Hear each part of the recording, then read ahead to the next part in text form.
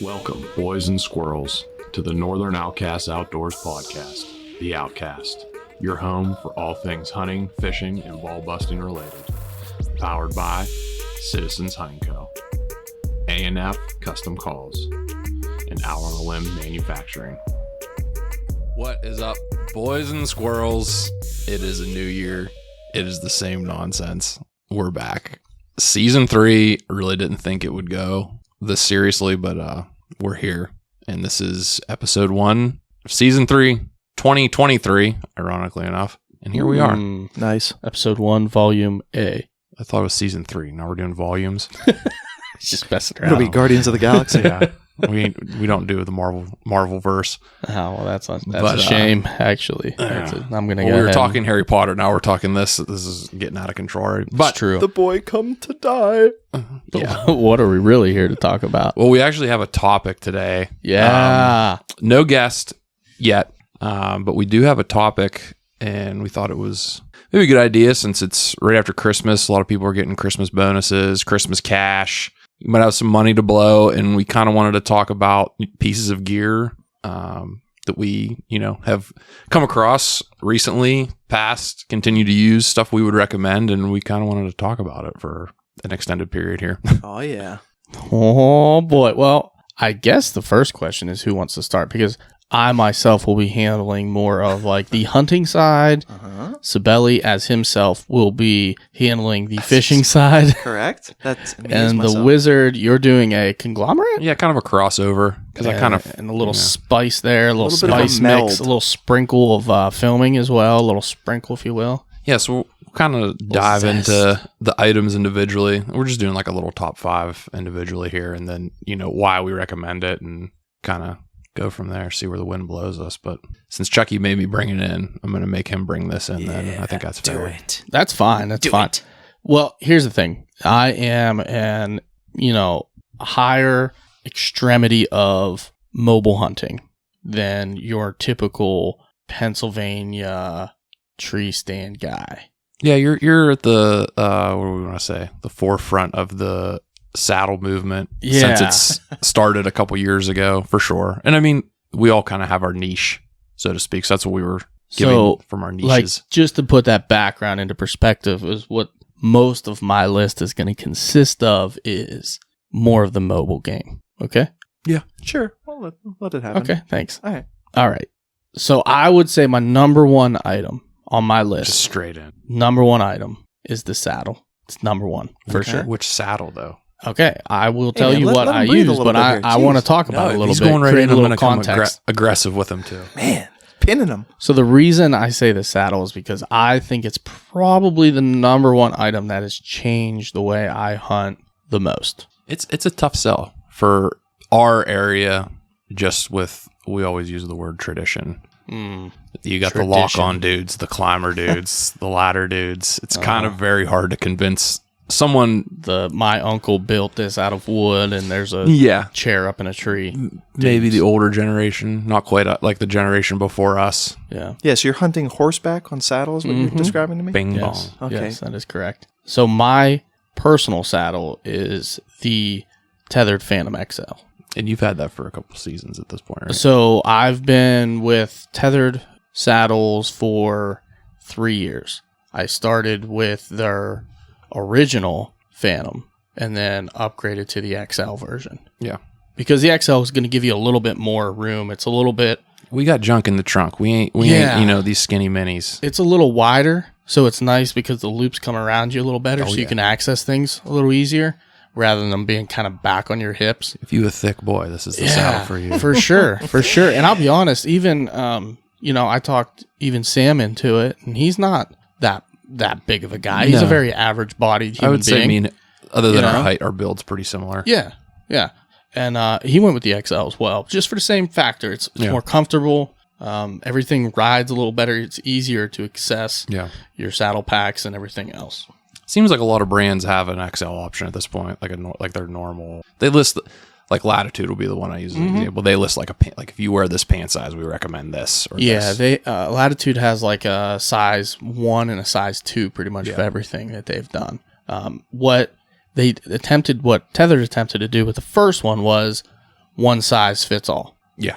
And they come to find out, yes, one size fit all, but not as with the comfort. There was a lot of hip pinch involved. There was a lot of issues, like I just mentioned. But that's why they came out with the XL. Yeah. And I like it. I mean, I like it a lot. I used to ride with, what is that? An Aero Hunter one. It's called the Flex. I used to wear that one. Yeah. Very comfortable. Problem with the Flex was it's a bigger saddle too. It also comes in 2 different sizes. Yeah. But it had a lot of things I didn't like. It had the thick webbing for the bridge instead of the Amstel. Yeah. Really like the Amstel. You can move around a little better in it. A little lighter. That's something it was kind that of noisy with big buckles. Latitude moved to was with the all tied. Yeah, Latitude does like no metal on a couple of theirs. That was the big selling point of the Method, their newest one. I will say also, if you're really looking into saddles, first off, there's a lot of great companies out there right now. You have H2 saddles that people swear by. Yeah. This guy started in his basement building saddles and now is up there with the top names. Yeah. You have Cruiser. Cruiser came onto the scene hot. I just showed you my little mini Seeker platform. That thing's pretty sweet. They do saddles as well, and they have. Anytime you ask anybody on there, just look in the internet and someone's asking, Cruiser's coming up. Yeah, for comfort. So I mean, Latitude and Tethered, but I know there is also XOP has one. Yeah, but have you seen it? Yeah, it's in full disclosure, I'm not a saddle hunter. This is just what I've seen with Chucky and like our other friends that have saddles. So I'm kind of an outsider opinion on this. Yeah, they do, but it has like shoulder straps. It's got literally straps everywhere. Yeah, it would confuse the living hell out of me. I was just going more for a air quotes, reputable brand. XOP's been around for a while. Long enough. They have been around a little while, but this is a brand new set. They're brand new into the saddle. This is their first attempt. I know Hawk has them, but I wouldn't recommend sticks Hawk are shiesty. Anything when you're talking about my life and me going up in a tree. Just my opinion. Yeah, when you got to put your sticks together, like fully assemble them, like out of the, like, I don't know, whatever. That's just me. I like to ride with Tethered for most of the stuff because I know that they're doing the background work on their they're one of the OGs with the saddle game too. And they really brought it back. I mean, they are the ones that brought it back because, I mean, saddles aren't anything new. They've been out since the 80s. Yeah. But they were more like rock climbing, tree climbing harnesses back then. They weren't comfortable. And that's why they fell off. Yeah. And Tethered just came along, a bunch of guys like us, and were like, hey, we like the concept and the idea. Let's fix it. Yeah. And they did. So they brought it back to life for sure. There's Trophy Line. Trophy Line was like, they were the saddle guys back then. And they went out of business. Saddles came back. They came back. They're on the market. My first ever saddle was a Trophy Line. I didn't like it at all, to be honest with you. I mean, it's an entry-level saddle. Yeah. And that's what it's good for. Use it for a year or two, sell it. You know, everything has resale value in the saddle game right now. It's kind of insane. But it's got to be number one on my list for the fact of I lost a lot of weight carrying around, but more than that, bulk. Like, I don't have to carry that giant climber. And that's what I went from a climber to a lock-on, mobile lock-on, to a saddle. So regardless of what's going to be number 2 on my list, number 1 in my world is still the saddle. I think it's the most versatile, the lightest. I wouldn't say it's the easiest method to get used to. Obviously, you're not standing. There's a curve to it, especially if you've been hunting, platforms, lock-ons, climbers. It's different. You have to trust your equipment. Some would say a recurve. Yeah. Oh my God. Okay, well, I'll stop. Hit the wah-wah. No, don't do it. Chuck, don't do it. Chuck, don't do it. Damn. We blew it already. No. There it is. It's the belly button. The last button. It doesn't tell me what these buttons are, by the way. I'm trying. That's D. I should change that to C for Sabelli. Don't do that, please. I could think of some other words. Anyways. So, I mean, that's definitely number 1 on my list. And to give anyone advice, if you want to get into saddle hunting, there's a ton of videos out there. Tether does teach and trains every year, like globally teach and trains. Yeah. They go all over the place. You can go find them. Look for like Total Archery Challenge. What's the guy's name? Carl Kasuth. He was there. Cool. Yep. So willing to just talk to you about anything you wanted to know. One of the OGs. Yeah. Yeah, Carl. We have the Great American Outdoor Show coming up. Yep. That last year, the Latitude was supposed to be there. And had they been there, I might be in a Latitude by now. Yeah. Giant snowstorm came in. They didn't make it. You actually talked our buddy Whistlepig into into that. He did. has one. He loves it. And I think he went with the Method 2. Did he? Yeah. Yeah, the Method 2. I don't think the XL, but they're both the same, just bigger, It's smaller. the 2-piece. Yeah. It's a little different. Yeah. So that one has basically a panel that goes below your ass and Mhm. a panel that goes on your lower back. Yeah. Or you can bring them together and wear them as a traditional Yeah. on your ass. But that saddle I really liked. But I wanted to see it, touch it, feel it, Oh, yeah, for wear it sure. a little bit. Similar I got price the- points, too. I got to wear the Cruiser last year at the NWTF show. Yeah. Comfortable. Yeah. That's where I saw the Seeker. I've been looking. platform. I've been looking at them. I'm just not ready to take that leap yet. You're ready. I mean, I am, but Just jump. It's funny because The saddle has you. Joe had a saddle all year last year. He never hunted out of it once because he just didn't put the effort into getting a couple Yeah. little pieces to complete him. But we just got him set up completely head to toe with yeah.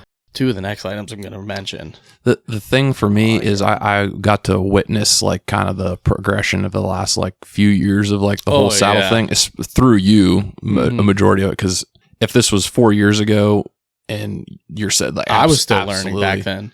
absolutely not. You were never Yeah. going to get me into one. And now it's come a long way in a very yeah. short time. yeah, not only that, but I've also learned a lot in Oh, 4 yeah. years. Oh yeah, I know how to climb a tree, know how to set up on a tree, to where it's not going to be very uncomfortable or Yeah. not be able to move around the tree. Like that was the main issue that day Oh, we yeah. went out is I set up on basically the backside leaning of the tree and Yeah. all my weight momentum was away from the tree and I couldn't really swing around. yeah. Well, it didn't help. I was on the Properly. other side of the tree either, though. Right. That But, too. yeah. That too.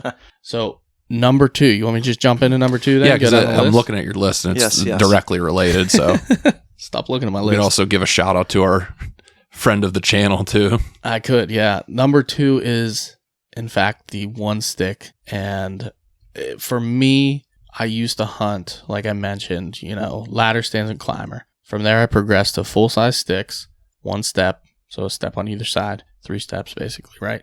And I had 4 of those, and they're freaking dangling from you as you're climbing up. They're making noise. They're just bulk. Yeah. To the one stick.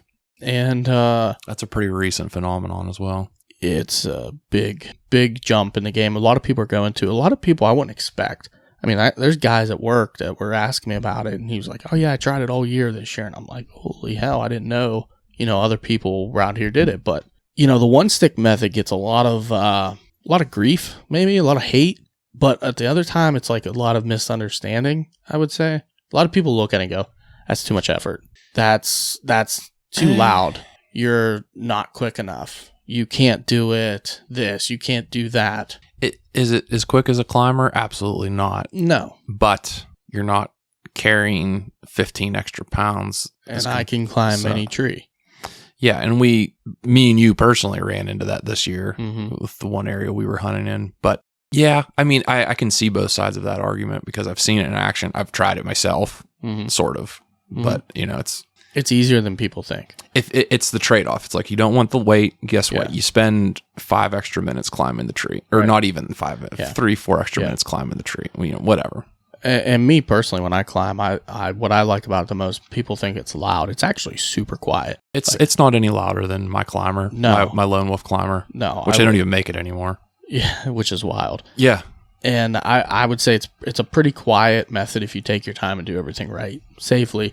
I've learned a good method on mine now where I can climb it just bang, bang, bang. And I feel pretty good about it. But, whether it's a one stick or you're climbing with sticks at all, I think you're above that climber possibility just because you can literally get in trees with limbs. You don't have to go up the tree and Yeah. saw off every limb like I've done. Yeah. I've done it. Yeah. It's not fun. We all have. It's not fun No. doing that. No. You're sweating. You're creating a lot of noise. You're creating scent from cutting a tree off. But and then your own sweaty ass, like Sabelli, just stinks all the on, time. man. I'm sorry, buddy. I'm He sorry. doesn't, he doesn't that necessarily bad. stink. He just gets very slime. I'm like those slugs, like if you're sitting still long enough in Turkey and then you look at your gear and you see them kind of just Yes. meandering around on Yeah. your seat. Or He your, does is leave a you. trail not unlike one. There's a slight trail behind me. It's not very hard to track me. But I would say, and I don't know if these are actually in order. I just kind of put them I just wrote them down on a piece of paper. order. But Right to our face. I would say the one stick is up there for my top gear. What I like is I have my backpack. I strap that thing right to my backpack. That is my climbing method, and it is my hunting platform. Yeah, that's the other big thing too. Because some people one stick and have a separate platform. Correct. The other thing I bought for that is they're called Bowman Outdoors. They're the steps, and it's on a strap, like a cam over buckle strap. Yeah, it wraps around the tree. Wraps around the tree, and it has 2 little steps on each side. Yeah. So I bought those for the same purpose. I'm gonna have my one stick up, wrap that around the tree, and then I'm gonna have one on each side so I can put my foot. So you had a 360. on either way. Yeah, that way I can go the whole way around. Yeah. Either direction. So that's number 2. You're going to go into what you're actually running specifically? Yeah, I can. I would. So I mean, that's a big... It is called the Ultimate One Stick. I bought it from doublesteps.com, which is EWO, Eastern Woods Outdoors. Yeah. Eastern Woods Outdoors makes these pre-made, or you can go onto their website and pick all the pieces and make your own. They're way more expensive now than they were when I got mine. By the way. I believe just about everything is at this point now. But yeah, that's where I got mine from. So mine is the Ultimate One Stick with the Monarch platform on top, which is made by our boy Matt Garris. Oh, yeah. Out on a limb. He makes the top of it, and then I have a double step at the bottom, and then a 2-step aider, 17 inches apart. I figured that would make it nice, easy step if I'm layered up or whatever. Yeah. It works perfect for me. Chuck's, for reference, Chuck's a shorter-ish guy, I'm like too. 5'7" and a quarter. Like, for me, they were like, whenever I was hopping up, they were a little tight. Like, it was actually like a little awkward for me to try to tuck my foot in. And what's funny about that, when they sent me the first one, it was a 3-step aider, which I didn't ask for. I asked for a 2, and they were 10 inches apart. Dude, that was like awkward. Climbing those freaking army nets, it felt like. Yeah, you gotta I almost had to bow my knee out to the side to tuck it in. They're and weird. They're really weird. I didn't like that one at all. Actually, I ended up giving it to Waskin. Okay. And that's what he's been running ever since, which is pretty cool. Yeah. But I do like theirs. I like that their standoffs are one of the farthest away from the trees. Yeah. So you get that room away from the tree to put your feet and your toes and everything else. Yeah. When you're too close to the tree, sometimes, especially if you get over 2 steps, that rope or webbing or whatever that is, it will touch the tree. Like, it'll run into the tree, and you kind of have to hook with your toe and get it in the middle of your foot and then plant your toe into the tree. So that's my whole setup on that one. I like it a lot. Number 3 is directly related, is the Madrock Safeguard. This is my rappelling device. Yeah. So with the one stick, when I first got it, I was actually climbing up and back down with the one stick. Extremely dangerous. Going down's a lot worse than going up. Oh my, is it bad? Well, with everything, honestly. Climbers is the same. Going down is way worse. Yeah, going down is bad. With the one stick, it is terrible. It's horrible. If you would have seen me do that, you would have never even thought about ever using one stick ever. Yeah. So the rappelling part, in my mind, is absolutely crucial. For me, it's the safest way down out of a tree because I'm attached. The whole time, I'm attached. I'm going down on a rappelling device that is used for rock climbing, and that's this Madrock Safeguard. Yeah. And basically, it's a mechanical descender rather than, your figure 8s or your belay devices, anything where you're using tension with rope and your to bare let you hand goes down with a belay device. Yeah. Right. So with the Madrock, I put it on from the time I connect to the tree and go up, and I use it on your main line, my bridge. Basically, I hook in from my main line to the tree, my tether, and then I hook in from there directly to my bridge. And on the back side has a little lever, like a little handle, and you just hold the rope in your right hand or left hand, depending on how you set it up. Reach behind, grab that lever, pull it. It releases the brake slowly. You can control it. Zip down the tree. Yeah. One thing with me, having consistency in your setup, whether you're in a saddle or not, in those early mornings, whenever it kind of gets, monotonous, and you don't want to make a mistake climbing a tree, you know, especially in the dark, something like that. Exactly. Like, just forgetting to do something like even just like forgetting to clip your bow to your, your pull-up rope and, dumb shit like that. Having consistency in your setup is a huge thing for me personally. No, for sure. For sure. I think anybody it should be. What I did this year for the first time as well, that all plays a part in this. For the first time, I climbed the tree. I attached my tether around. I rappelled all the way down, took my one stick with me, got to the ground, I left the rope in the tree. And then the next time I came in the next day, all I did was hook up to that rope. I think it was the day you were with me, wasn't it? No. We did do that, yeah, though. You're like, oh, wow, this is the best. We did that. We did that for the afternoon. We hunted it in the morning. Yeah, that's what it and was. came back in the afternoon. Yeah. I did the same thing with you. Yes. Mm-hmm. That was the second time I did it. Yeah. Dude, that is something. Because one of the slowest parts of one sticking is you have to move your rope up, right? When you take that out, you zip up a tree. Yeah. So I tried that a little bit. That's another method. I mean, guys could literally get rope. Rope's not expensive. No. And you could put permanent sets in trees, walk up to them and literally just hook in and then one stick up them and rappel down and leave your rope. Yeah. It's an idea. I mean, it's a lot cheaper than buying those freaking the old steps that go up the tree for the lock on. Yeah, you know what I mean? Yeah. Those things are what, $60, $80 now, You can probably? get even more than that. Probably honestly. even more than that. That's And those cheap. The fourth one, which this really isn't probably in any order because this might be my most important every time I step in the woods, no matter what hunting I'm doing. Now, those first three items are very archery hunting related specific, but So this is toilet paper? yeah, shut up. Don't take my answers. Okay, just checking. Oh, God. As we exchange, we're Okay. exchanging no notes. one can see what we're doing. It's not toilet paper. This one is, so like I said, the first three items, very archery based. You can use them in rifle. Actually, the bridge makes a pretty nice rest sometimes when you're rifle hunting. You can kind of lean on it. Yeah. Makes a good rest. I've done it a couple times, but I like to ground and pound when I rifle hunt personally. Yeah, for sure. The fourth one is my everyday I'm in the woods, and that's merino wool. Merino wool, whether it's socks, my gloves, my base layers, Yeah. my boxers. I Yeah. have hats, Okay. beanie hats. I have neck gaiters. Talk to me. I have multiple base layers of merino wool. Merino wool is probably the most essential part of any time I leave the house to go into the woods, no matter what I'm doing. I have merino wool on in some form or fashion. Yeah. The way it wicks moisture, it regulates temperature. I'm wearing it day one, and I'm wearing it last day of the season. It's phenomenal. It keeps you warm, keeps you cool. Don't understand it. But, I mean, Sorcery. it is sorcery.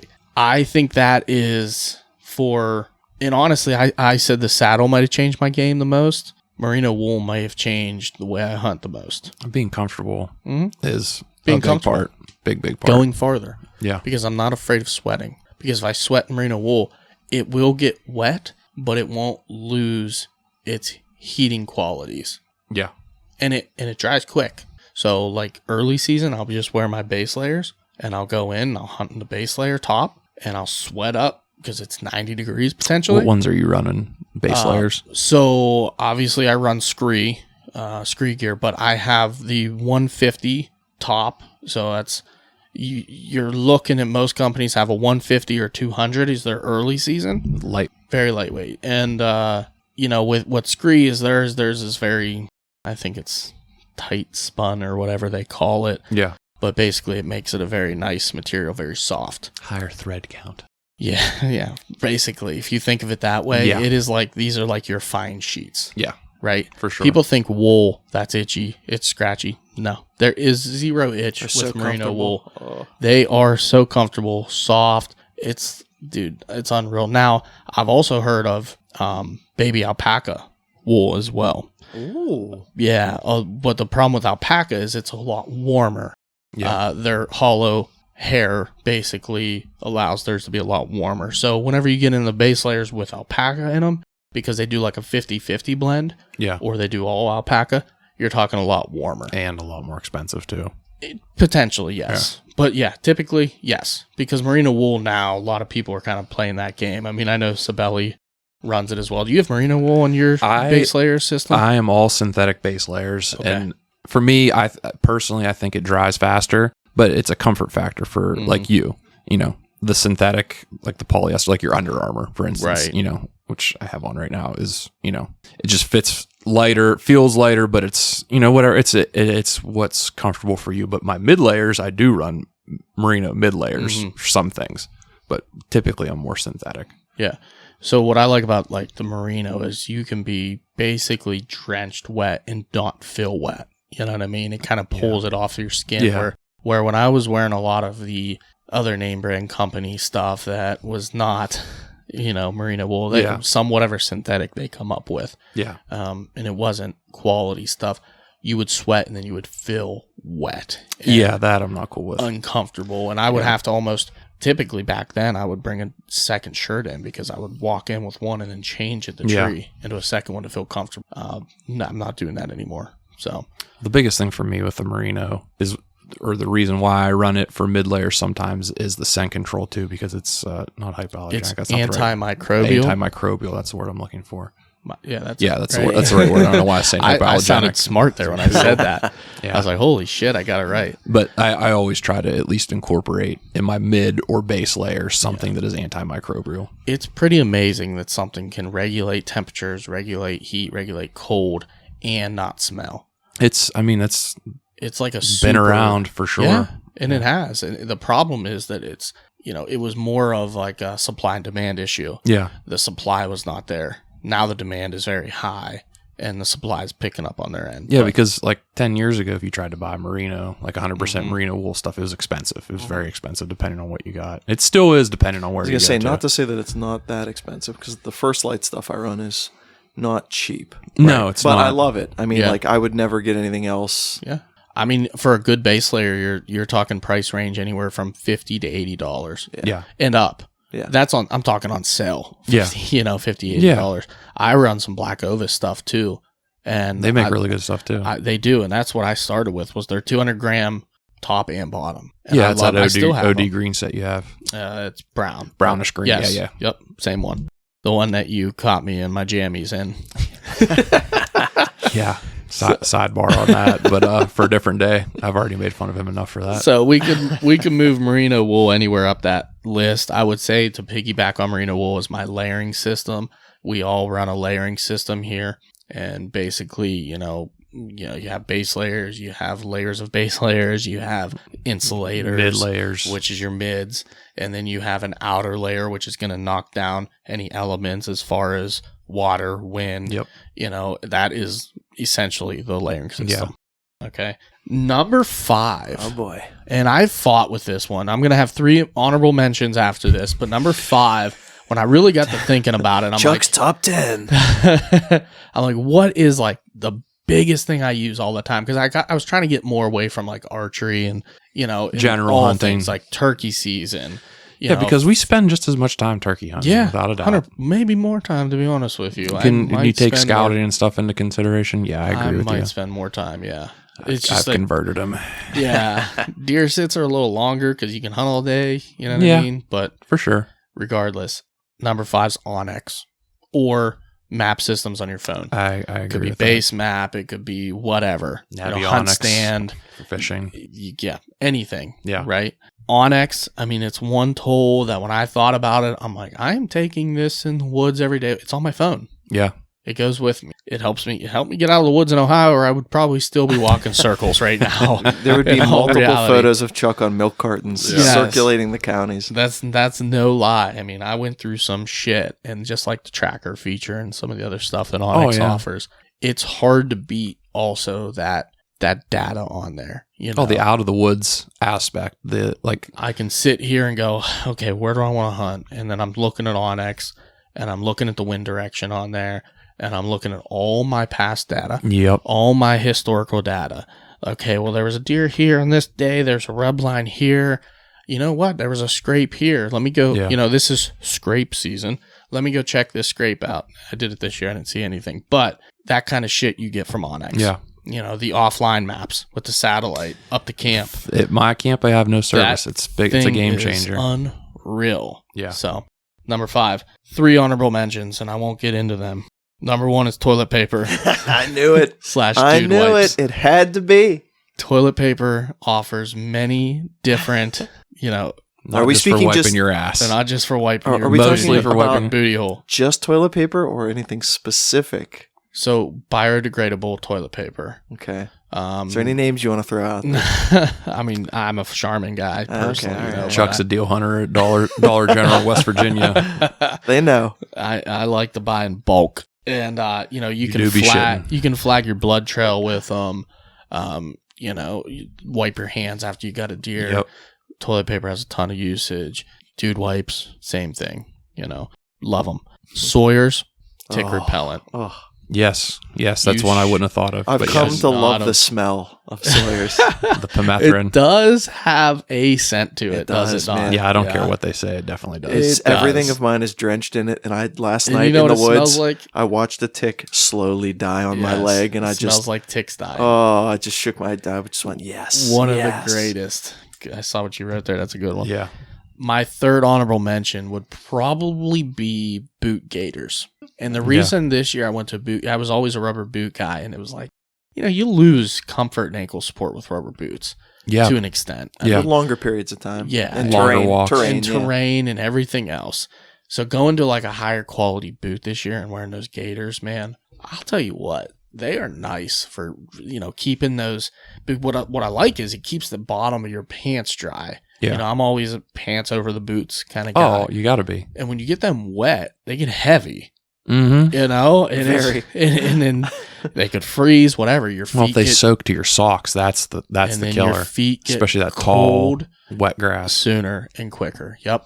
So gaiters would be my third honorable mention. I'll give you that one. That's a solid honorable mention. That honestly could have snuck up into the top 5. Well, I think We'll call those like 5B to be honest, and 5C. all three of those was like at one point in the top 5 until Onyx knocked them out. Yeah, which is fair. We all use it too. Yeah, I mean it's hard to.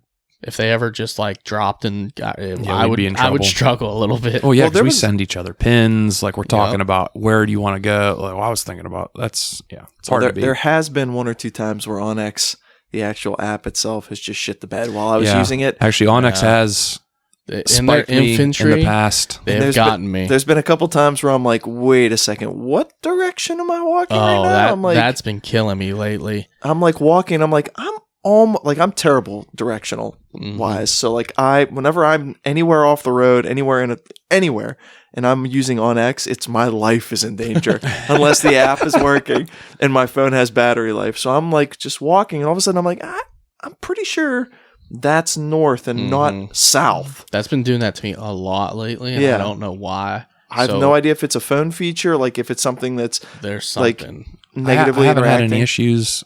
2 years ago, I had like 2 or 3 moments that were like not good with it. But ever since then, I've had no Were they issue. with Geoff by chance? One of them 100% was with him. Yes, absolutely. To be fair, it wasn't actually his fault. Both of our phones like crapped out. Yeah. And it was like, I also keep a spare charger with me now at all times, with a battery pack in my pack at all times, just in case the phone dies. I have an extra 1, 2, 3 charges to be able to juice the phone back up in case I need I it. did that for a long time. That would be another great honorable mention. I carried one of those, especially when you have an older phone. Those things barely make it through a hunt. that's Jeff's signature maneuver there. It's 1 p.m. No, dude, no, it's not. I'm like, dude, you're the one with all the freaking stuff. Like, Yeah. You guys got any questions on Well, I mean, I didn't list? understand about the first 70% of what you were talking about, just because we're gonna get him into a tree stand this this is year. my first year archery hunting, and I've screwed up multiple chances at getting a deer so far, but it is what it is. But I'm slowly learning the vernacular. It's like me being around somebody speaking like Portuguese or Italian, and I'm starting to pick up words here and there that I'll eventually be able to It's like communicate. the Dothraki if you don't have subtitles. Like Absolutely. eventually you kind of understand Yeah, you what kind they're of saying. figure it out. Yeah. That's about where I I'm get at. that. All right. Well, I mean, that's pretty much my hunting list. And if you guys do have any questions on that, reach out to us on social media or whatever. Yeah, we suggest. I've been doing this for a few years now, and I've been through a lot of products. So when it comes to saddle hunting, I can help you out. Oh, this is the most prepared I think Sabelli's been for anything God. Outcast related. So let's hear what the salmon himself has to say. The stinky salmon. The mighty Slippy boy has to say about fishing gear. Well, now, come on, man. Bing bong. Just no respect around here. It's starting to get to a point. Anyways, so I tried to think of some varying bits of tackle over the last year to 2 years that have stood out, that I've either bought in bulk or told other people to buy, stuff that stood out as being my go-tos, things that I had absolute confidence in. Went back and forth with a little bit of tackle / bait, and then I have 1 or 2 honorable mentions. I know one Boer doesn't like, but I'll win him over someday on it. But let me just warn you, I've talked way too long, and we're gonna have to get through you guys. So all right, we can't interrupt him. I guess. Okay. All right, number 1 on my list. I'm an Abu Garcia guy, and what I've bought in bulk are the Zeta line bait casting reels. Zeta. I know I've seen some people pronounce them a different way. I bought in bulk probably about 5 or 6 of the bait casters, and I actually got one of the spinning setups as well too. I'm really pleased with that. But the actual bait casters are what I really, really enjoy. They're all the 7-to-1 gear ratio. I consider that like middle of the road, like I would agree with that. A do-all general purpose reel.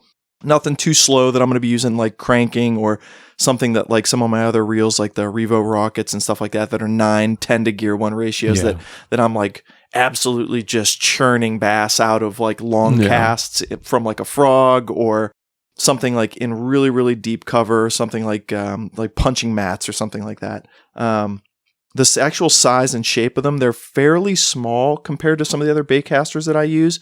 And because of that kind of helps just a little bit with just kind of like the sleekness of their design, like stacking them, like when I'm actually transporting them or having them like on the deck of a boat. That in-between model between like the Revo X and then like the current Revos, they are a little shorter, flatter. Flatter would be the word. They're not chintzy at all when it comes to like their actual build. They have like that graphite frame, so whenever I'm dropping them or setting them down or throwing them in with other tackle in general, I'm never really worried about them breaking or chipping or anything crazy. So you would launch them into the back of your truck? You know, only the dude that uses Shimano over here. What? I don't have a Shimano. You don't have Shimano? You got Abu rods. I have Abu rods. Yeah. Well, that's what made it even. Real, you got flugers. No. You look like a fluger. That's what made me nervous. Not that this ever happened about anybody throwing forcefully not us at least their fishing gear in their not vehicles. Me and you. There's a third party. But yeah, that did make me a little bit nervous about the quality of his rods. Sometimes. I mean, they work great. Do they though? Okay, so the actual smoothness of these reels I enjoy over some of the other ones that I've gotten in the past because they are 11 ball bearings. Yeah, it is an extremely, extremely smooth reeling reel. I mean, I have some other ones that are like the 5+1s or 6+1s. It just dominates. Like those. I would call these ones like upper middle tier. Middle tier, even, maybe not price wise. I'd even bump like just price alone. Or like low high. They're low high. Yeah. I mean, whenever I ended up buying a bunch of them. I found some guy on eBay that was selling a bulk of them. He had like 5 or 6 of them, and I was like, "Hey, would you do $30-$40 off of a reel if I just bought all of them now?" And he's like, "Yeah, sure." And I was like, "Nope, done. Just send them over. Just get them over to me." I think like you can find them like at their higher ends, they're like $175. Yeah. The lower ends, you can find them at like $110, $120, which is where I ended up getting them at. And I'm fine paying that for a quality product. Absolutely. That I've had. So you paid roughly $600. Correct. For 6 reels. For 6 reels. So when it comes time for me to put you in a $300 saddle, I don't want to hear you bitch. Continue. And or tree stand. Yeah. And or tree stand. Those are all debatable side issues. And or camera. I'd like to get into ground blinds. You too. Okay. Chuck, you see what you had to do. You got them all wound up. I'm the one that said don't interrupt, and I can't. That's all right. Keep it coming. Keep it coming. And then just in general, just the look of the reels, I really like. I'm an olive drab. They're Christmas colors. They're like tactical Christmas colors. I'm an olive drab. That's the best way I can describe it. It's the best. I mean, that's what I look for whenever I'm looking at green reels. and red, blood red. Speaking of just in that OD green flavor, I have been looking at trying some other companies' reels, variations coming up here this year. The G-Man has his own series of line now with 13 Fishing that I was thinking about picking up one of his bait casters, if not one of his spinning setups. Van Dam actually finally freaking left. What's it called? Oh God, what are they? What was he with for a million years? He went to Lose, I think. I have a Lose rod and reel setup I like, by the way. Lose not bad. I've only ever had one bait caster from them. It was their low tier one. So I've never had a bait cast, just their spinning Quantum. He was with Quantum. Okay. Yeah, but he was with them for a minute. Anyway. But yeah, them as well as my green lust for another company. The company makes BattleTech rods. I think it's Savage Gear. I love Savage Gear. I've been thinking about testing out. Love Savage I've been Gear. thinking about testing out one of their bait never caster tried 'em. combos. I've had their rods. They're like swim bait rods, and I guess like they're smaller swim bait rods. Yeah, they are really very well made. I've seen nothing but good reviews. I've not casted with them. I've not like physically actually used one, but they seem very quality. Hey, I'll let you test out mine, bud. Yeah, are we still on the list or? Yeah, we're on the list. Yeah, man. Hey, Okay. man, let's take it easy, huh? We're branching out a little bit. All right, number two on the list Number 2. that I heavily invested in this year and got rid of all my old crap that was just so worn out and destroyed. I went with the Plano Edge Terminal Tackle series this year. I've swapped out almost everything of mine, whether it be from my crankbait box to my spinnerbait box, jig box, just the basic terminal tackle from like hooks, weights, any and everything that you could think of. Plano came out with that new line I think it was this year, or it was the end of last year. It was something like that. Very recently. Very easily stackable. They are tough as nails. They're a very, very heavy polymer plastic combo, and I have no issues with them whatsoever. I've dropped a ton of other random tackle on them. I've dropped themselves like out of bags that I've been carrying. And other than slight warpage in one from one that I left out in the sun, unfortunately, for like a day or two, that was filled with Z-Man products, so I'm sure that didn't help at all. But other than that little bit of warpage, they've held up perfectly.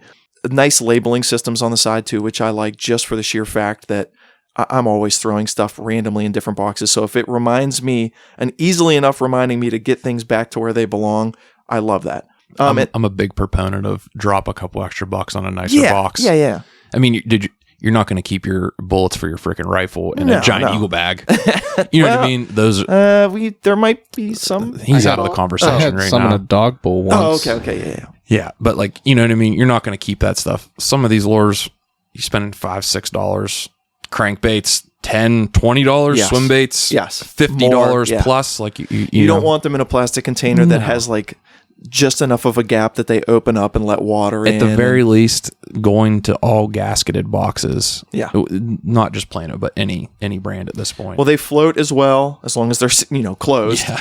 And they have a little bit of like I think it's called their rust stricter tech in it. This is like just like a little container that helps keep the baits from rusting a little bit longer, which is phenomenal. So that's definitely my number 2. I bought literally almost every single one of the ones that they offer in that line, except for they have 1 or 2 utility ones that's for like spare line and if you decide to keep your plastics in the original plastics themselves, that you can just stack them in there. I'm not about that life. Number 3 on the list, keeping things moving here. Fishing line. I argue constantly with certain family members of mine and some other friends of mine that are fishermen that I know that love to just go to Walmart and just buy. I'm not going to point any fingers. I'm not looking at anybody specific that's currently in this room with me, and just pull any old lines off of the wall and just roll with it. I'm a very line specific person when it comes to certain different techniques, where you're fishing and all right, whatnot. what should I buy? If you're going to have braid line, because I've had a family member recently that told me that they bought braided line, they're all excited, and I said, "Oh yeah, how's it going?" And they're like, "Oh, I can just grab it and break it. I don't know what's wrong." And I'm like, "Well, one, what is it, and how much did you spend on it?" And they're like, we spent like $10 on it." I was like, "Whoa, just stop right there." It's like, if you're spending $10 on braid, you might as well just go to the hygiene aisle and just get dental floss and just string that on your pole and just go out there and just pretend that you have braided line. My number 1 go-to, and it's a very long name. That's why I'm just going to look at it. There's only one brand for braid, in my opinion. Power Pro Super 8 Slick V2 braided line. It's just hands down the strongest, longest lasting, most resilient braid I've ever used. I've used some other companies which were okay, like Spiderwire and I've had good luck with Spiderwire. Strand. Some of these other companies that have their own braids and stuff like recently used that Cast King braid, and it's It's anyways, so back to the line. I'm just proving. Thank you, bro. You just heed your last haul, Bubba. I was just proving your point. Now, Literally, the Power Pro has never broken on me, whether it be from punching, whether it be from long casts with frogs, just the knot tying in general. I've never had a knot break or my line break on a fish when I've had this line. what's your go-to poundage on it? That Depends. also depends. That depends. Okay. If I'm punching or if I'm throwing frogs into really, really nasty stuff, I'm going 50. I have 50 on mine. See, 50 for pound frogs, braid. I actually go 30. I'll go 30 for for castability. And I was going to say, I know you and me differ slightly on this. For frogs and punching, I do 50. If I'm using like swim baits or I'm throwing some sort of creature bait or something like that in heavier vegetation or around it on the edge of it where the fish can pull you into, I use 20 or 30. Now on my spinning setups, just for the sheer purpose of castability and to be able to get long, smooth casts, I use just 10 pound, fill almost the entirety of it. And then that's where I'm tying on a liter of fluoro, 2-3 foot long, however long I need it to be. But that particular company, their lines, I've never had to replace them from like any like really bad frays. Usually like on other types of lines like fluoro or mono, you want to change it out either every year or every other year just because it is plastic. It's going to erode itself. If you're using it enough out in the sun, I've been known to replace my fluoro. It's getting wet. It's mid-season. drying. Yeah, exactly. Yeah, I mean, the longest I'll go for like fluoro and stuff like that is a year just for price purposes. I'll try to make it last for the entirety.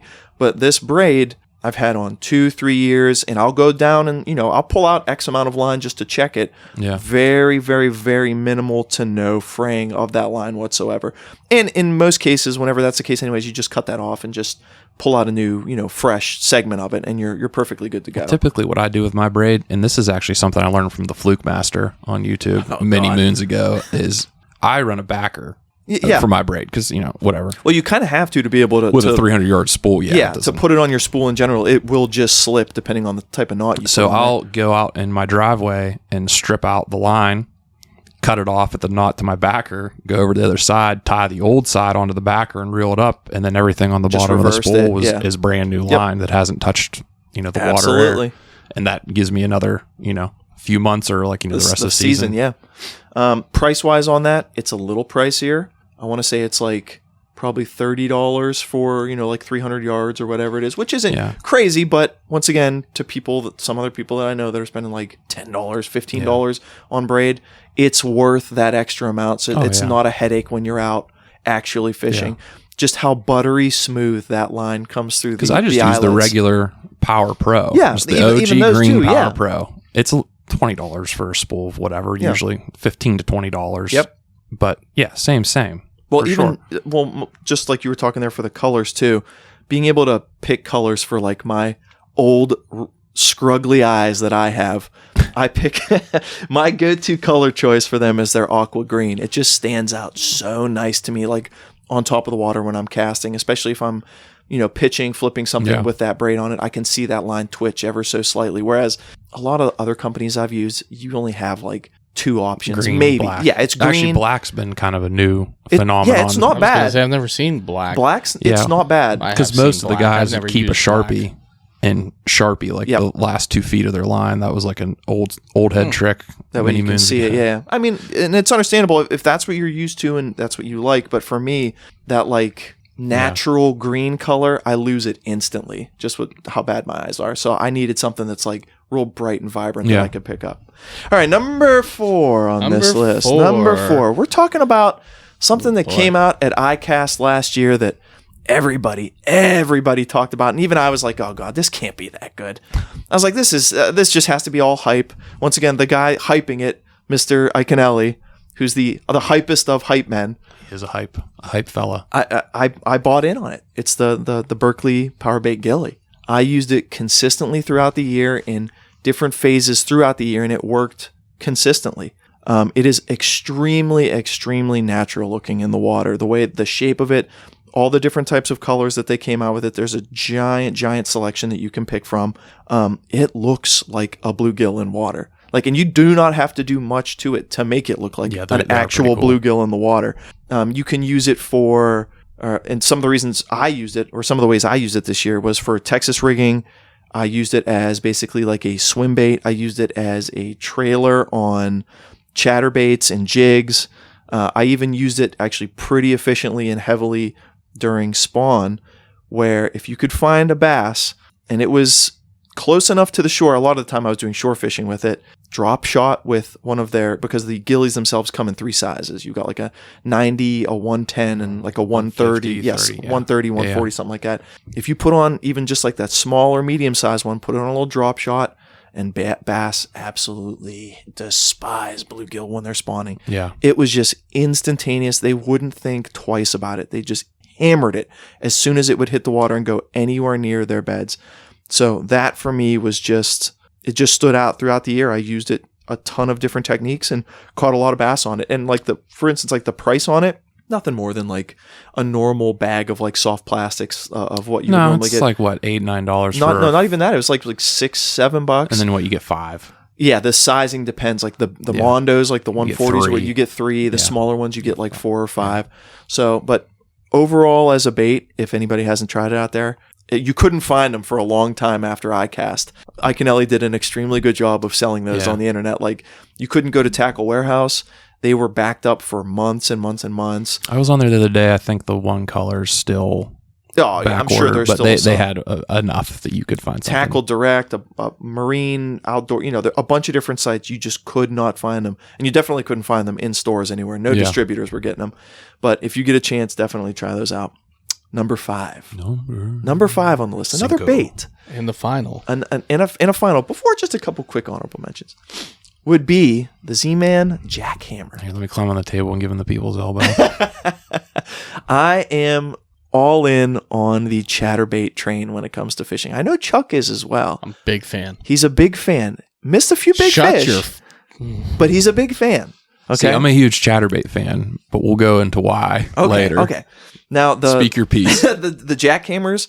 I've tried a few different brands of chatterbaits, and the jackhammers specifically, the tighter running vibration that they have, I tend to get more and better bites with. I don't know if that's necessarily That I agree with. scientifically proven or not, but I've noticed the actual vibration when used on multiple different poles that I have of lengths and technique specific material that they're made of. Those seem to run the most true, and I get the most bites out of them. They're actual, like the skirts, I'm pretty sure they're hand tied. They are The jackhammers are. Yes, the jackhammers are. like they're robust. They're nice and full. They're not some of these companies where you buy the chatterbait and there's like 3 pieces of plastic barely hanging on. Yeah. I've had chatterbaits that I've caught, dozens and dozens and dozens of fish on, and the skirts are still perfectly fine. Like they do not deteriorate or get ripped off easily at all. Setting themselves apart from some other companies, they're keeper for their trailers too. They have kind of that double reversed wire keeper frame on It's them. almost like, the original ones had that. It was just the end of a snap swivel that they threaded yeah. through. And that's what I definitely prefer, especially if I'm using other Z-Man soft plastics for my trailers. Because a lot of times you'll see either companies I was talking about the blade. I was mixed up. Oh, Sorry. no. Well, no, that's all right. This the They same have the thing too. wire keeper. Yeah. Yeah. That's what I'm thinking. Sorry. The actual trailer keeper, though, on a lot of other companies' chatterbaits and just jigs it's in general. made for conventional plastics, not Elastec. But some of them, like some of these other companies, they just have kind of like those semi-spiraled little. Yeah. I don't even know how to describe them. That you just jam your soft plastic on. Doesn't hold the bait on there. It always falls off while you're Aren't you reeling supposed in. to twist them onto there? Oh, well, no. Some of them are twists. Well, some of them are just like twist. some of them cranky have ones. some of them have just like that little crappy, like almost little reverse hook. That's and you just shove it in there. Yeah, it's just Yeah. tons of choices for color on their jackhammer line, which I like to be able to kind of just pick through and quote unquote, like everybody likes to say, match the hatch of what you're used to or what you're going to be around fishing. Durability, like the actual material that they're made out of. I've thrown those things directly into cement, into logs, into any and everything you could think of, and they barely ever chip or deform whatsoever. Some of the other companies, once again, that I won't name, they just get smushed to pieces, and like they're toast if you accidentally skip it off the wrong substance. Yeah. Name Substance. I'm not gonna. Name them. I will say one company, though, as a quick side note, that I'm Slobber knocker. the slobber knockers. I bought 1 or 2 of them, and I'm going to give them a shot this year. That was kind of like one of the newer news this year, too. They had kind of like a little bit of a different through design on the front where the actual blade's connected. I'll get back to you on that one. I'm not going to say anything bad about them because I haven't tried them or anything like that. It was either Berkeley or I think it was Strike King when like Thunder Crickets. No, before that they had another one This was like when Bret Hite was like really popular, Oh, okay. like in like the big like The heyday, Z-Man yeah. like was like blowing up like 5-6 years ago, Uh-huh. and they came out with one that like it didn't have a lead head. The blade itself was like attached to the head and had this like lead thing at the bottom. really? And I like the blade profile was like weird too. I did not like Probably that had a at all. weird retrieve. It was very erratic, but it was like, and not in a good way. I didn't care for those at Which all. I don't normally like to lean to. I like to be able to put in the erratic movement myself by Yeah. either slowing the reel, just letting it. Well, I'm a big dead fan drop. of the vertical like the vertical twitches when you're Yeah, yeah. retrieving, especially if you have a not a paddle tail, but it works with paddle tail, but like their razor shads or like a Mm-hmm. straight tail, like the Yamamoto, was it the Zaco style swim bait. Yeah, yeah. You know, with a straight tail, the vertical motions with those while it you're under kicks your everywhere. retrieve. Yeah, that's the shit right there. Now, to wrap it up with them, once again, they are a little bit pricey. That's where I'm going to disagree with you on this, because the OG, the original Z-Man chatterbait, which is what it's called still if you look them Mm-hmm. up online, is a third of the price. And I was using those before the jackhammers came out at least 3 years, and I crush on them. I do, and I still have a bunch of Yeah. those too. The only negatives about them is how their skirts are. They're flared up towards the base, and they're like held together with like some plastic ring underneath, like some plastic connective. Yeah, it's just a little rubber band. Yeah, it's just looks wise and how my trailers fit on there. I like the skirt to be able to kind of flow over top of it Yeah. rather than stay flared out. Other than that, in my opinion, I think the action is Oh yeah, they're identical. roughly the same. Yeah. I'm not going to spend $14 on a freaking chatterbait is what I'm getting at. Yeah, no, I understand. when I'm buying them, I'm finding them somewhere. Honorable mentions, ladies. Honorable mentions. Don't rush us. All right. Jesus, this guy. All right, my honorable mentions. The first one and a quick one. I know Booer is not a fan of them, but Eagle Claw Trocar hooks. I'm a fan of the Trocar series of I hooks. use some Trocar things. I do. My only, just because they absolutely slice and dice a fish's mouth because of the angle of however many, it's just basically like a triangle cut, like on the edge It's of like there. a square Yeah, it's pyramid like. it just has so many cutting edges to it that when you set the hook, it just absolutely demolishes a lip. The negative side of that is that It demolishes the it lip. demolishes the lip, and there is a lot of space that if you're not fighting the fish correctly, it will come off. Two, the Vendetta rods from Abu Love 'em. Garcia. It's what my current setup I is have all. some of the older ones, some of 'em. their newer ones, the older ones that had like the golf club The grip to all aluminum locking Yep. nut Oh, was those things- bring that back, Abu Garcia. You guys are jabronis for not keeping that. That them. was Hey, man, the best you can't part. talk to Abu Garcia like I that. just did They're not Okay, listening. because they did it to the they will. Veritas rods first, and that upset me. Yeah, I understand. Whopper ploppers. Bing bong. I'm a big fan. Ploppers. I'm a big fan of the Whopper ploppers. They made a comeback this year in my my overall tackle usage. Got some decently large bass this year off of that. And then also what I'm hoping to bring back this year is the tube. I don't see a lot of people ever fishing tubes. In Berkeley, Aren't they mainly for like smallmouth though? They get shoehorned into that, but I'll tell you what. And that's No, the- that's not true. Full size tubes up Well, in Erie but he's on the talking Allegheny about River, he's talking about like what you would normally associate with smallmouth fishing with like a tubes. finesse tube. Yeah, it's like a smaller Yeah. finesse tube on a jig head. I'm talking about like I got them big fat boys too. four and a Yeah. half inch size tubes that you would actually like Texas rig with pegged weight and do your rather than a creature bait or a worm or Well, something. back in the day, that everybody was else the is creature throwing. bait. You had freaking like a Senko style, a ribbon tail, and a tube. That's what everybody Yeah. used 100 years ago. Yeah. So I'm trying to bring that back a little bit. Yeah. I don't see a lot of people using it, and hopefully it's just that little bit of something different that gets the fish's So attention. you gave an honorable mention to something that you didn't use yet? I used it just a tiny bit. Oh, okay. So I probably didn't deserve it. Yeah.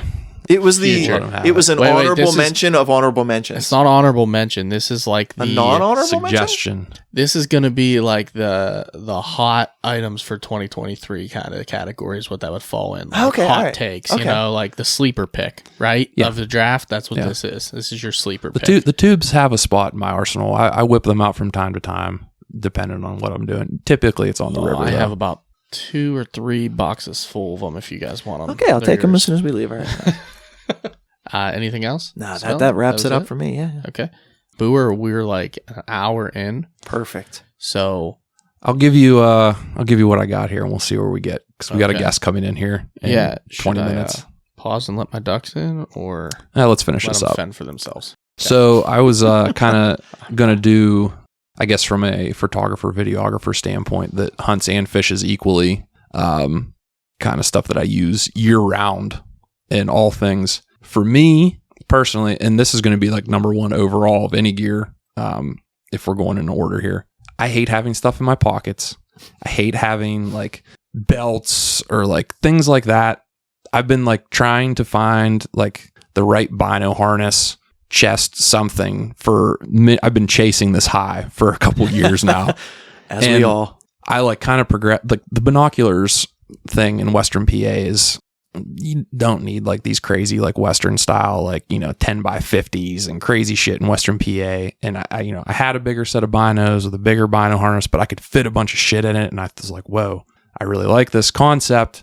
I've evolved into using a monocular during archery, and I was kind of like sticking it in my Alaska Guide Gear bino harness, but it was just kind of like whatever. Kafaru came out with the Steelhead, their fishing chest pack, and it's like kind of like a fishing concealed carry kind of do it all. I love that thing. I wear it everywhere. I can verify this. Like if you watch any of the videos from the last year, I have it on doing everything: fishing, hunting, hiking, anything. Just, it's great. It holds everything like with minimal adjustments. I do have the hydration pack that clips into it with it. It's also very nice, a little pricey, but it's bulletproof. I've beat the living balls off of this thing, and it's great. I love it for fishing actually more than I do for hunting at this point, but like holds all my batteries, calls, turkey season, strikers, pots, mouth calls, everything. It's got a couple pouches in front, fits my rangefinder great. A bunch of options for stuff like that. That's my number one without a doubt. I would, if I could go back, I would put and not specifically, but any chest bino harness on my honorable mention list for sure. Yeah, without I'm a wearing doubt. mine all the time. There is a time and a place for binoculars. Don't let me sway you out Chuck, of that. where would you think a good place to bring Shut binoculars your would stupid be? mouth. Do you think West Virginia? You think West Virginia would be a good Yeah, place? Oh, okay, probably. all right, never mind. Forgot mine. Continue. I mean, you didn't bring any, but My number two most important thing, without a doubt, rain gear. Quality rain gear. Not, the no cheap comment. frog togs. And Sibeli learned this the hard way. No After comment. I have I harped on comments. him for where many would months. you probably not wear your rain gear? I think maybe West, West Virginia. Virginia. I don't know. This could be something like maybe West Virginia. I don't know. But like, don't get me wrong. I said frog togs. Frog togs kind of covers a very broad range. They have like the Their cheap fishing like, stuff though is like I have a set of the fishing overalls. I've had them for a couple years. They're solid, but specifically, a good jacket will get you through anything. I run the Cryptek Jupiter jacket specifically. I've had it for many years. Seaburns actually bought the newer version of it, which is very similar. Sibeli has the Coldo. it's the same one that Seaburn bought. Oh, the Colt. You both Yeah. have the Colt. Well, he had the. He had the Jupiter packable one prior.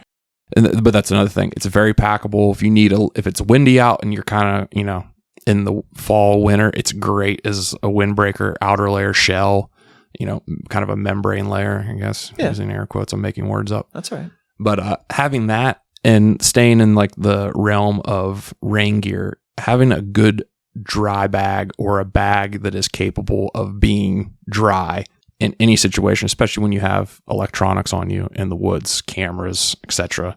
Not unlike the one that is sitting on the floor beside me that I am currently using, but the stuff to keep you dry, keep your gear dry. Those are like big things. Dry bags, those you can get a $20 one on Amazon, and they work absolutely great.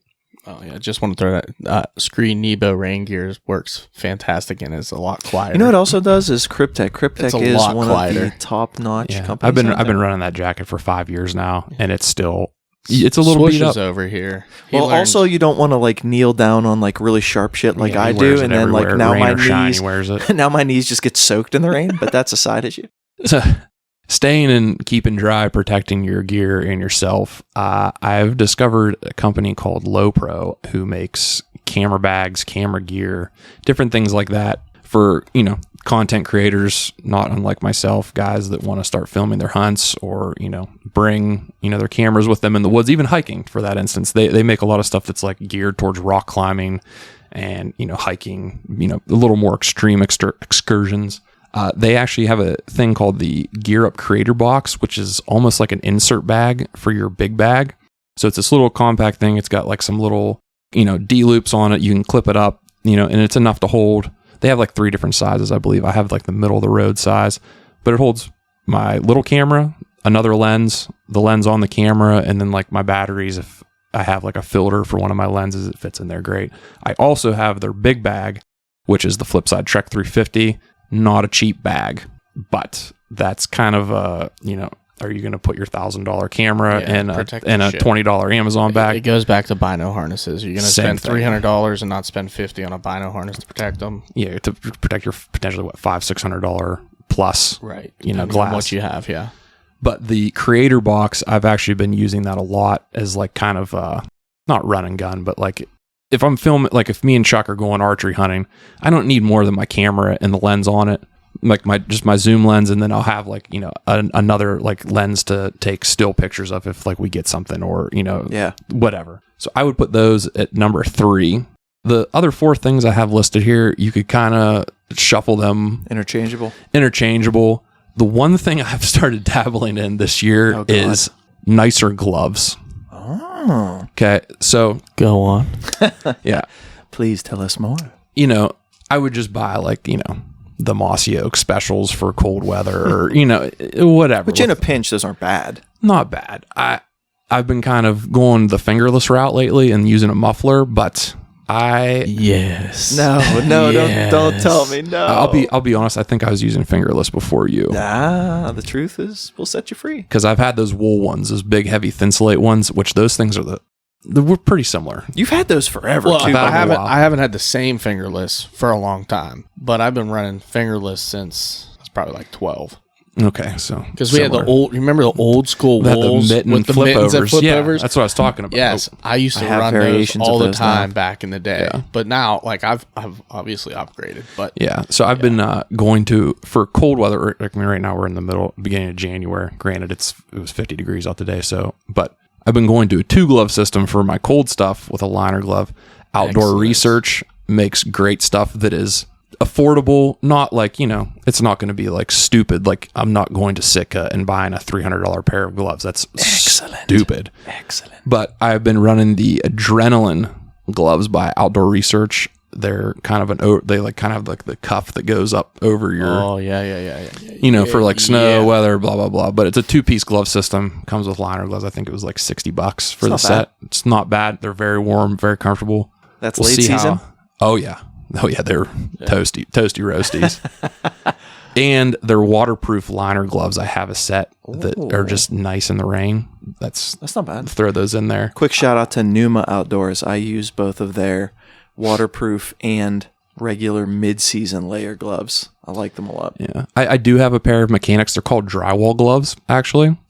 They're only thumb, pointer, middle finger half. Oh, the ring and pinky for like archery, like early season, stuff like that, because they're leather. Yeah. So, climbing trees, beating brush, it's nice because then you still have your fingers in a pinch right there, absolutely. ready to go. Those are very nice. Those are pretty reasonably priced too. I wouldn't call those like whatever, but those are like the main gloves I've been wearing.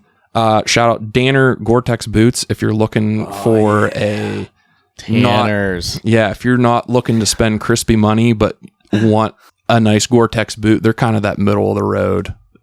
I've been running a pair for a couple years now. They're very. Which one specifically again? I cannot remember to say. save. What size are they? 8-inch, 6-inch boots? They're 10-inch? 5-inch. 5-inch. Okay, I'm so not, more of a hiker style then. They're a pack boot. They're okay. I think they're actually called something pack boot. Yeah, they have a line of that has pack. Very stiff sole, but they're great. They stay dry. They're very comfortable all day. No problem. Gotta especially get them hot daddies like me. Them 1200s. Heavy. You're out of your mind wearing that. That's what I don't go over 400 ridiculous. grains, even for my cold weather stuff. 100%. Cold toes. Dude wipes. I think I'm the sole proponent of this group's usage of dude wipes. It's true. That's a fact, Jack. That's undeniable. Because I always keep that thing on me. You know that. I probably went out and bought 6 boxes of it after the first time Booer was like, "Yeah, you need some dude wipes." I was like, "Huh? What the hell are dude wipes?" And I was bought those in bulk. Yeah, I got everybody turned on to those. And then Chuck was talking about Sawyer's Thermacell. If you don't have a Thermacell at this point, you're screwing up. Go buy a Thermacell. They're $20 at Walmart. I feel like they could be a little bit beefier in. I don't know. I feel like I've gone through. I think I've gone. No, do you mean like just tougher? Just or, toughness. I think I've gone I don't through know, I've like had the 3 same in the one for last like year. 4 or 5 years. I've had the same one forever as well. Yeah. But when you get stuck in a monsoon, like Sabelli and I did one time fishing, Well, twice. So that's why I had to replace it twice. boy, was that bad. I mean, it I was- can understand that, but Nah, we still need those to survive those. mine's on its last well, leg. yours has seen some. It has It's older. seen It's some definitely the stuff, older stock. yeah. So it still has the dial on the front. I love that thing. But yeah, if you don't have a Thermacell, go spend $30. Thank me later, especially turkey hunters out there. Oh, it's For- unbelievable. And refills, get your refills on Amazon. You can Cheap. buy those in bulk. Super for cheap. Really cheap. It'll last you a long, long time. Oh yeah. So that was kind of me rushing through my list right there. Although my stuff I is like maybe it. a little more. Well, I do have a general. question for the what was it, the salmon pack? What's that? The Kafar? steelhead. Oh, the steelhead. Yeah. What's the pocket system look like? I never really. I've seen you wear it, and I've been around you a bunch, but I've never physically It just taken feels it like from you. he's just grabbing shit from That's what I mean. areas It's that like are that. unknown. It's like Hermione's purse as a quick little Harry Potter shout out there. That like you It's just reach very, in and whatever you need is just right there. right there somewhere. It's very deceptively roomy. The front has 2 elastic pockets on like the left and right, and then there's a middle pocket that's kind of tighter that's not elastic, and that's made to keep like a keeper for like one of those retractable leashes inside because it threads up inside, so it's just the keeper, like the tether part of it that sticks out of there for your like forceps and stuff like that. Would you be able to fit binos in that chest setup at all, or no? Oh, inside, absolutely. Yeah. You can fit a pair of 8s in there, no problem. Okay. No problem. And I have in a pinch, but typically I keep my binocular in the front left pocket, and then I keep my rangefinder in the main pocket. And then like if it's turkey season, I keep like the little plastic, like rectangular square things that like you get like a Primos mouth call in. Everybody has 1,000 of those. Yeah. I'll keep like my main calls, like my 1 or 2 that I normally like I'm switching in and out of right in that center pocket. And then like the one to the left or the one on my right is kind of like the wild card pocket, like whatever's going on there. Like I have it in there. Like my Thermacell fits in there perfectly. Oh, that's Actually, key. a Baofeng radio fits perfectly in that slot. Fits absolutely perfectly with the extended battery. Yeah. Or like one of the other like walkie-talkies fits in there great. The inside pocket has a couple elasticized pockets in the back, and then there's like a zippered mesh front that I'll keep like my wallet, ID, stuff like that up in there. As another quick side note, something else that Chuck and I both probably should bring next time we're in West Virginia: walkie-talkies. Walkie-talkies would be nice, yeah. Yeah, we could put a whole episode of that. Because If I go nerd mode on that, there's no coming back once you from that. split up with the people you're with, and then you look at your phone and it just says SOS mode, and you're like, oh. You're like, oh, wait a second. I'm about a mile away from the other person, and I don't know what we're doing anymore. Those hills can be a little deceptive. Oh, yeah. You get down in the bottom a couple of them. You run into some trouble. Yeah. Well, we kind of ran through mine, but I covered what I wanted to cover. I think you covered it very well in a very short period of time.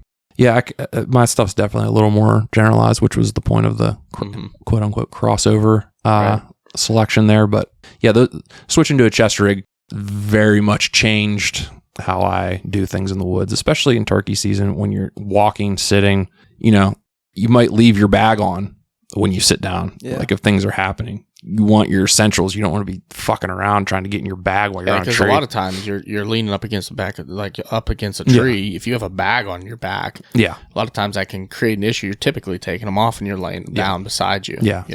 Like during turkey season, I ran that steelhead with the hydration pack on the back, and it had like one pouch on the back that I kept my rain gear in. That big pouch I right there. really like that hydration pack. It is very comfortable to wear, and it has like Is that Kafaru? their whole system I bought or whatever. But it can hold up to a 3-liter water bladder. But I run a 1 liter in it, which is typically enough because it's like 2 bottles of water. It's 2 bottles of water, and then like I'll tuck my rain gear on top of that, and then I have that pouch open in the front for anything I need. Like if Chuck has stuff, I'll tell him just throw it in there while we're running, or whatever, and then I'll have that dry bag that's like a sling style to keep whatever else in, that I need. Or if you dry. guys are running and you look at me and you go, Sabelli, climb in the back, and then I can just like jump on you. Yeah, that too. I'm surprised you didn't put your big pack on your list, even for an honorable mention. The other Kafaru. That's kind of, I don't want to say that's a specialized thing because I feel like there is a very big spot in Western PA for big bags, frames specifically, So I guess we could throw that in there. I don't think a lot of people are using them or No, using and them to, their full potential. No, and I'll tell you this. Like I got my frame prepping for a Western hunt. We were going to Montana and training with it. And, I would just take it and walk on the road with weight in it. But then the season rolled around and, whatever. I use my frame to haul my tree stand in. I have my whole setup on my frame, and then it is so much nicer, especially if you're, hiking in over a mile. It's way more comfortable bringing a climbing stand on that than on the goofy straps with the hard steel on your back. Plus, you have a bag with it too to bring your other shit, and it's no big deal. But the Western PA guys, if you're not hunting private, if you're going back in the big woods, and there's definitely a spot in your arsenal to have a bigger bag. They are comfy. Yeah, I got Sibeli on the Kafaru. Ooh. But we could throw that in there for sure. I would definitely recommend. And it doesn't have to be Kafaru. There's a lot of good companies out there. Mystery Ranch, it's another American company. They make good stuff. I don't know if it's made in America. Aberley stock, whatever. But they make decent stuff too. There's a few other honorable mentions. QU. I don't know if Black Ovis has one. Yeah, I think they do. They do. I'm pretty sure they There's do. Exo Mountain Gear. They make some military style ones too, but they're hunting also. But yeah, there's a bunch out there. But the Kafaru one, you can take the bag off the frame and just run the frame. And all three, you, me, and Geoff, that all have the packs. We also all got 3 different backpacks. Yeah. If I know you, I forget which one you got. I have the 22 mag. I had the 44 mag, so I got the larger one just in case. If he wanted more space, I could just take the bag off the back of my frame and give it to him, and he can use that extra space for whatever he's going to use it for. Very modular. I know recently even Tethered has come up with a bigger bag for hunting, and I'm pretty sure I heard that Mystery Ranch makes them. Okay. But Tethered throws their name on it. They're very nice, and they come with a lot of MOLLE attachments. You can put the side bags on each side of it. You can put one big one on the front of it. It looks really nice. But yeah, the Mystery Ranch stuff is nice. I've tried their stuff personally, and it is very nice. I can't speak to the durability as much as I can with the Kafaru stuff. Kafaru is the most expensive one you're going to buy, and I'm not saying that being you get what you're paying for. You get an indestructible bag, and let me tell you, if you see mine, how I have it rigged, I beat the freaking crap out of this bag. Customer service was unreal too. Customer service is unbelievable there. When you call, you actually a person picks up the phone, which is it kind of freaked me out the first time. Yeah, they talk to you real chill. They're like, "Hey, what's up? How's it going?" Yeah. Wait, what? Yeah, just thrown off instantly. You're like, "Wait, I don't have to click through a menu before I." Oh no, what can I do for you? And I'm like, "Oh yeah, I need help with sizing." And oh yeah, no problem. You just hear them talking to each other in the office, just BSing and stuff. But yeah, and that's the other thing. It's sewn in America with American sourced stuff, so that makes me feel warm and fuzzy too. But I'll tell you what, that Thermacell though. We talked about hunting and fishing today. I think that's the most in the center necessary for but both. Often neglected. Oh, forgotten. I often, when they switch over, I'll forget them with my fishing stuff for the beginning of hunting that's season. why you just got to buy multiple. And then they'll come with me on hunting for a while. Then I'll forget them for fishing for the first couple times. Dude, nothing worse. It doesn't than take when you those long to bugs, forget. Yeah. They start to come out and you're fishing or you're turkey hunting or early season deer hunting. Oh. Yep. Thermacell. And that's another thing, the pocket on the I don't know if I said this when I was talking about the steelhead. It fits in that one so perfectly. Yep. But yeah, those are all very Excellent. specific recommendations, but recommendations nonetheless. I think we did these recommendations some justice, I would say. I would agree. Our gear pod. I've never done a gear style Gear Pod 1 podcast accomplished like this before. Yeah. It's different. This is the first time we've done a topic specific episode with just us, not a guest. So it's pretty cool. We'll have to do more. Let us know if you guys like it. Yeah. You want to wrap it up? Yeah, we might as well. It's about an hour and a half here. So sorry for the long episode, guys. But again, if you want to get any more specifics on these, I know we went into some really heavy detail and some little bit of detail on other items. If you really want to know what our packs look like, those kind of things, there may be videos coming here shortly. I know Booer's got them in the works of what our packs look like, how everything's set up, because everybody likes things a certain way, a little bit different. You can take what we like and kind of modify it. But, these things that we're putting on our list because we have tried and tested them, and they have exceeded what they should and what you need for equipment or what your everyday use is. So, I know what bad equipment looks like. oh boy, got He's this- learned the hard way. You It ain't got kidding. discarded very quickly. a lot of money down the drain. Do it right the first time. Spend a little bit of money. Buy once, cry once. That's all I Bingo. got. Bingo. So, Yeah, See you yeah. out there. all right, Be boys. good to each other. We'll see you around. Fuck you, Smelly.